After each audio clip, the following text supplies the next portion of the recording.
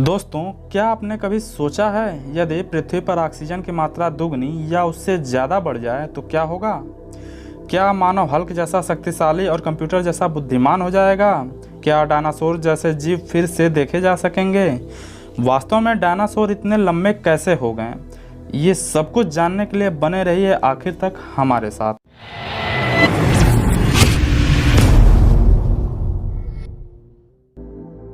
पृथ्वी पर ऑक्सीजन की मात्रा दुगना होने से आज का सामान्य मनुष्य 3 से 4 मीटर लंबा और हल्क जैसा शक्तिशाली हो जाएगा और कुछ जीव डायनासोर इतने लंबे और विशालकाय हो जाएंगे। ये मैं नहीं, बहुत से यूट्यूबर कह रहे हैं। जब मैंने इन्हें देखा तो मैंने काफ़ी रिसर्च किया, पर मुझे कुछ अलग ही देखने को मिला। एक यूट्यूबर होने के नाते मेरा फ़र्ज बनता था कि आप तक सही और सटीक जानकारी साझा किया जाए। आपको कोई भी वीडियो देखते समय अपने विवेक का इस्तेमाल करना चाहिए। किसी भी चीज़ पर यूं ही आंख मूंद कर विश्वास कर लेना उचित नहीं है। आप अपने विवेक मात्र के इस्तेमाल से ही किसी भी तथ्य के सही या गलत होने को भांप सकते हैं। कुछ इस तरह से आप जानते हैं कि किसी भी शरीर के विकास के लिए प्रोटीन, विटामिन, मिनरल, जल, अनेकों बहुत से तत्व, यौगिक, ऑक्सीजन, अन्य बहुत से पदार्थ जिम्मेदार होते हैं। तो सिर्फ ऑक्सीजन के बढ़ जाने मात्र से किसी का भी शरीर इतना विकास कैसे कर सकता है? यदि ऐसा होता तो शहरों के लोग गांवों के लोगों से छोटे और कम बुद्धिमान होने चाहिए थे। दिल्ली पूरे विश्व में सबसे प्रदूषित शहर है, तो अन्य शहरों की अपेक्षा दिल्ली के लोग कम बुद्धिमान और छोटे होने चाहिए थे। पर मुझे नहीं लगता कि ऐसा कुछ भी है।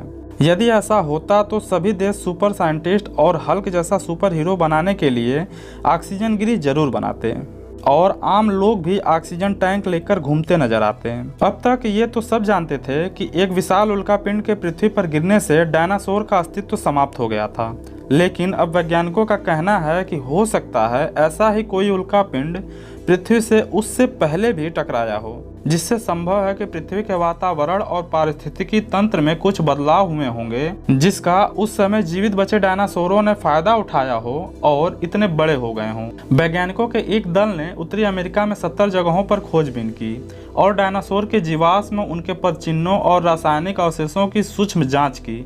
उनका कहना है कि इससे ये पता चलता है कि बड़े डायनासोर की संख्या जुरासिक काल के आसपास बढ़ने लगी थी और ये शायद उसी समय के दौरान हुआ होगा जब भूगर्भवेत्ताओं के अनुसार पृथ्वी से बड़े पैमाने पर जीव लुप्त हो गए और उसके प्रभाव से डायनासोर के कई प्रतिस्पर्धियों का सफाया हो गया, जिससे डायनासोर फल फूल सकें।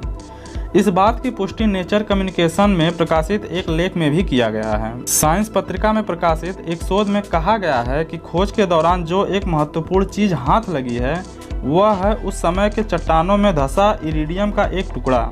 इरिडियम पृथ्वी पर दुर्लभ है, लेकिन धूमकेतुओं और क्षुद्र ग्रहों पर इनका मिलना आम है और पृथ्वी पर उसका पाया जाना दर्शाता है कि शायद कोई उल्कापिंड नीचे गिरा था। एक अमेरिकी विश्वविद्यालय में कार्यरत प्रोफेसर डेनिस केंट का कहना है कि खोज को जब उस समय मौजूद जीव जंतुओं के अंशों के परिप्रेक्ष्य में रखकर देखा गया तो उस काल की जानकारी मिलती है। इससे ये पता चलता है कि बड़े डायनासोर 20 करोड़ साल पहले ट्रियासिक काल के समाप्त होने के तुरंत बाद उभरे और ट्रियासिक से जुरासिक के पदचिन्हों में बदलाव केवल 50,000 वर्षों में हो गया। प्रोफेसर डेनिस केंट कहते हैं कि इन शोधों से अंदाजा मिलता है कि कोई उल्कापिंड टकराया अवश्य था। पृथ्वी पर ऑक्सीजन की मात्रा दुगना होने से आप हल्क जैसा शक्तिशाली और कंप्यूटर जैसा बुद्धिमान तो नहीं होंगे, लेकिन आपके शरीर की सारी क्रियाओं पर पॉजिटिव असर भी देखने को मिलेगा, जिससे आप खुद को काफ़ी स्वस्थ और एनर्जेटिक फील करेंगे। आपकी मानसिक एकाग्रता पहले की अपेक्षा बढ़ जाएगी। लेकिन ऑक्सीजन का दोगुना होना पृथ्वी पर से जीवन समाप्त होने जैसे दुष्प्रभावों को भी ला सकता है। दुगने ऑक्सीजन के दुष्प्रभावों की लिस्ट इतनी भयावह है कि इस पर अलग से एक वीडियो बनाई जा सकती है। यदि आप कमेंट कर हमें बताएंगे तो इस विषय पर अगले वीडियो जल्द ही लेकर आएंगे। वीडियो अच्छी लगी हो तो वीडियो को लाइक कर दें और ऐसी ही ट्रस्टेड इन्फॉर्मेशन को सबसे पहले पाने के लिए चैनल को सब्सक्राइब कर दें और बेल आइकन को क्लिक कर दें। धन्यवाद।